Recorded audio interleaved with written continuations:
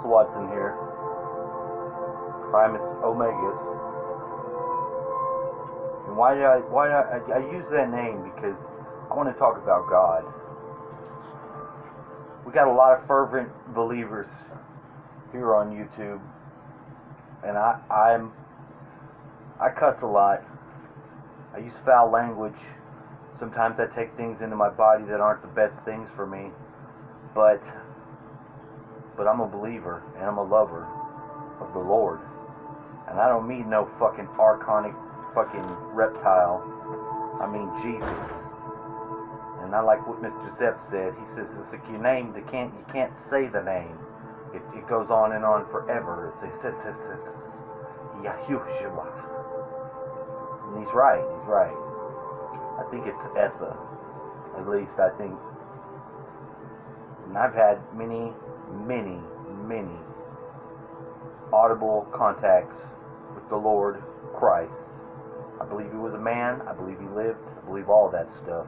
I think a lot of shit is lied. I think the Catholic Church got in there and put a bunch of bullshit in there that has nothing to do with nothing. I think Paul the Apostle was worshiping fucking Abraxas.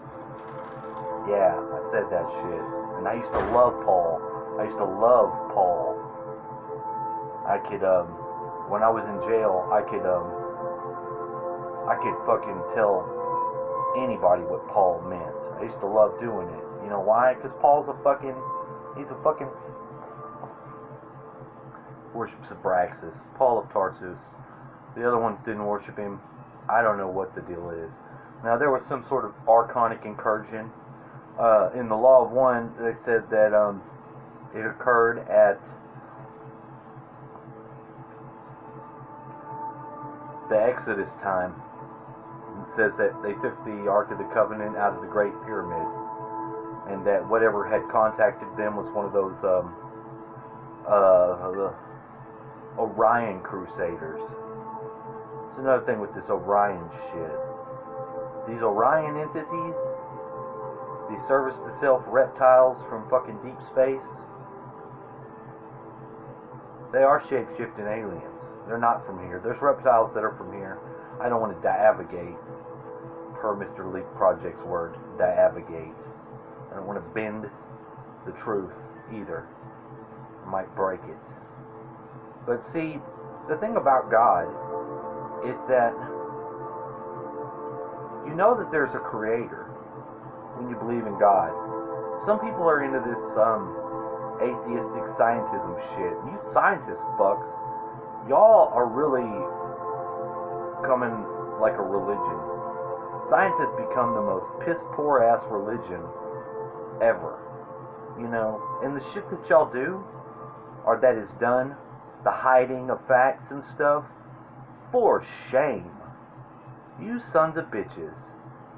You know, we're all trying to figure out the meaning of life, who we are in this world, and then they want to hide stuff, and they want to fucking keep the truth away because they might have to lose some of their funding. What sacks of fucking shit. Now, I believe that there is a prime creator, and I believe that Christ came down here, and that his mission as the teacher was to come down here, and he probably went to the Jews because they were fucking from Mars, and they were as fucking far off as anybody else, and they were already intruded upon by the dang old fucking Orions. But I love me some God. I'm passionate about the Spirit. I'm passionate about all those things, and we are in dangerous times. And I hear my dad say a lot, you know, that there's got to be this war, and there's got to be that. Fuck that. I used to think the same thing. You know, you can read the book of Revelations, and it can be your 7 seals or your 7 chakras. You can have them opened up. You can have an experience. You know, and I'm more in line with that. If you think we got to do fucking war, if you think we got to fucking protect Israel when they're not even Israelis over there, Israel. Right here. This is my heart. This is my Israel. You know what I mean? Any other believers, I can believe it. And I love me some Egyptian stuff. My oldest son's name is Auroras because I used to be in the Hermetic Order of the Golden Dawn. And I studied and did that for a little while. And before you go ape shit on me, I had a desire to work within a group. And my desire was fulfilled. It came to terms. But I am fascinated with ritual. I think ritual is, in ceremonial magic and sympathetic magic. Why? Because I believe humankind has way more power than we're led on to believe that. That's a fact. I know it. Now, and a lot of these elites and these assholes who are in control, they get this power because they shed our blood. They sacrifice us. I've never sacrificed anybody in my own life. Now, with the exception of being sacrificed of my family, which I do not have with me, and it burns my heart. That's the only sacrifice that I've made.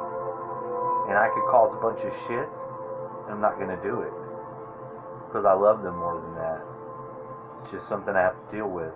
But I can give the love of those fruits of my heart and have them out, living somewhere, and I know who they are because they are my children, and I know the quality of their soul because they are my children, and I know that they're doing the work by being where they are. And it's sad that they won't allow this to be a little bit of communication. It's kind of fucked up. But that's another thing I want to talk about is what is it? Codependency. I'm sort of codependent with my father. I'm here.